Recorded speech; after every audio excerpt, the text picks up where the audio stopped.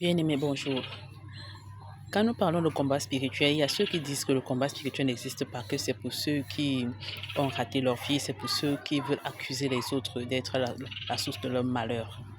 Mais ils oublient qu'il y a deux types de chrétiens. Si aujourd'hui tu es dans le Seigneur et que tu n'as pas de combat spirituel, sache que quelqu'un quelque part a combattu ton combat. Et celui qui est peut-être la première génération en Christ doit combattre pour que pour faire asseoir la fondation de Christ dans sa vie et même dans sa famille. C'est de ça qu'il s'agit, parce qu'il n'y a aucun territoire qui soit vierge. Tous les territoires spirituels sont occupés. La preuve en est que Dieu, lorsqu'il disait à Moïse, il promettait la terre, cette terre promise là où il coule le lait et le miel en abondance, il l'a promis, mais il a dit, il y a des gens qui occupent ces terres.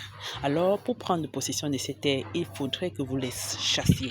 Et les chasser, ça signifie combattre. Parce qu'ils ne vont pas partir simplement parce que tu leur dis, ok, le Dieu créateur m'a donné possession de cette terre. Il faudrait que vous partiez parce que nous allons les occuper. Donc, ils ne peuvent pas partir comme ça. Il faut un combat.